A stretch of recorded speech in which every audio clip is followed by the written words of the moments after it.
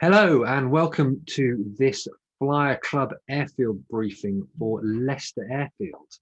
I'll be speaking with Leicester Aero Club's Head of Training, Peter Green, to find out what you need to know before visiting Leicester. So we're joined by Peter Green from Leicester Airport. So Peter, just tell us a bit about yourself. Good day. Yes, Peter Green. I'm Head of Training at Leicester at the moment. I've recently retired from commercial aviation, and I was initially Chief Instructor at Leicester in the 1970s. I then left to follow a commercial career, and I've now returned as Head of Training and CFI at Leicester. First of all, the best question to ask you really is what has changed at Leicester recently? The helicopter routes changed, but now they've changed back. Right. So basically nothing. No, I can't. Since certainly over the last year, not a lot. I can't think of any changes. Everything is as published. We, as you know, we have a rather complicated, well, not complicated, but quite strict circuit procedures because we have a lot of helicopter traffic at Leicester, and of course we have 6 runways. Yeah. So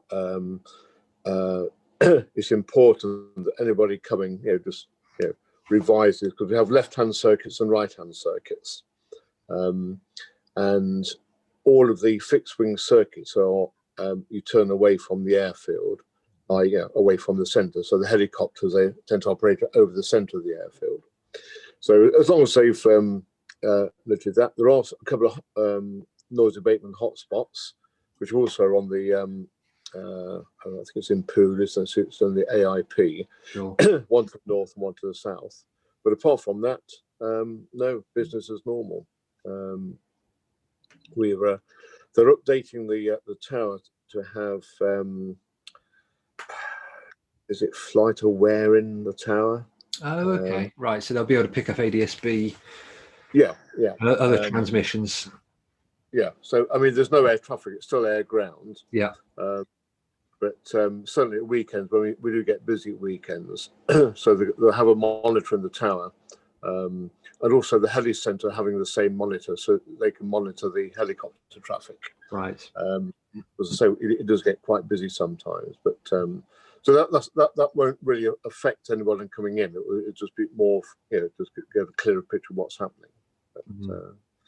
But, the main runway has had the centre line repainted because that was faded rather.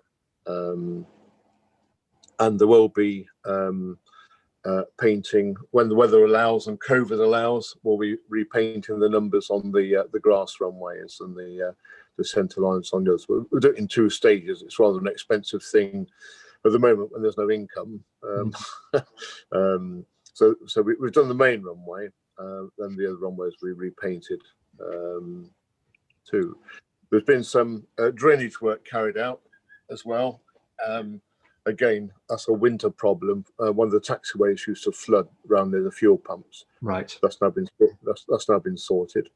And yeah, there's been 1 or 2 general repairs around the airfield, and that's it. Apart from that, nothing's changed. So we didn't on the last lockdown and on this lockdown. The airfield stayed open because we have the heli centre doing their training, and the club, we're still doing the instructor training. Yeah. So yeah, there's a bit of activity, but we are close to inbound airplanes. Basically, there are a couple of exceptions. We do have a couple of private operators which operate. There's a PC-12 that operates in and out, and that's still operating. But that's just by PPR. Yeah. But otherwise, it's fairly quiet at the moment. So just talk us through, are there any potential pitfalls in the surrounding area around the airfield, any hazards that people need to be wary of when they're joining? The most important thing is when you're joining on the dead side, you mustn't descend below 1,200 feet on the QFE. Right. Because the helicopter circuit is 500 feet. So it's a standard overhead join, as there's no positive air traffic, but only down to 1,200 feet. Once you've crossed onto the live side, you can then descend down to 1,000 foot, which is the normal circuit height. Right. But it's just that restriction down to 1,200 foot. Parking is at the rear of the airfield, near the fuel pumps. There are dedicated hard standing points to park on. But it's a case of not taxiing onto the grass. It's a case of parking in front of the hard standings, and then which is switched off and everything's safe, pushing the aircraft back onto the hard standing. Yes. Not taxiing over the grass onto the hard standing. So there are quite a few rabbit holes and potholes on the grass, and there has been occasions someone banged the prop taxiing on the grass. So right. But no, otherwise that the normal parking areas at the back of the airfield, all the runways are available. Some have been a bit reluctant to request or state that they prefer to use the grass runways. If the wind's less than 10 knots, we normally use the main runway 2810, because obviously due to its length, it's not 912 meters, whereas our short runways are one is only about 300 meters. It's quite adequate as long as you land at the beginning and don't use half flap and come in fast and round out halfway down. Yeah. But sometimes people in Osters and Tiger Moss have struggled with a bit of say an 8-knot crosswind on the main runway. When if they just say are the grass runways available? Yes, they're always available. It's the pilot's responsibility if they want to use a non-standard runway. As long as they advise on the radio, then the helicopters move out the way and you can land on the grass. So although they'll state which runway is in use, all the runways are available all the time if someone prefers to land on the grass runway. Okay.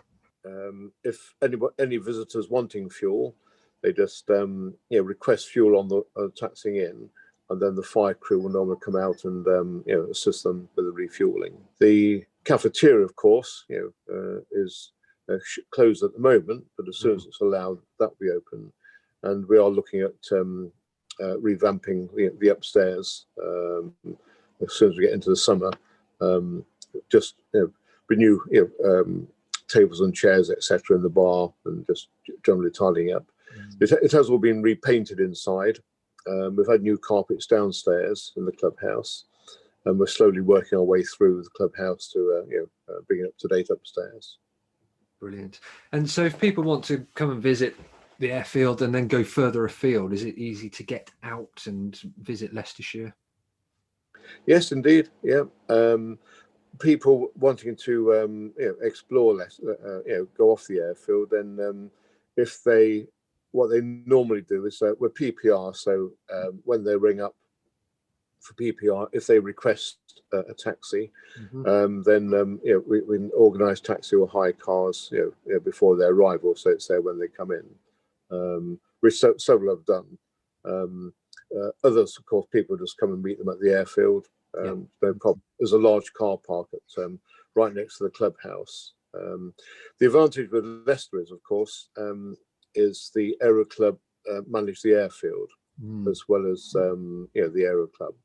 So it has its advantage in the fact that we can operate when we want.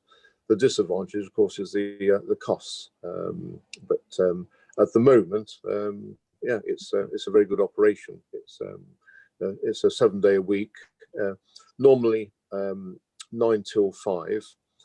We do late night flying on Tuesdays and Thursdays up till 8 o'clock. Right.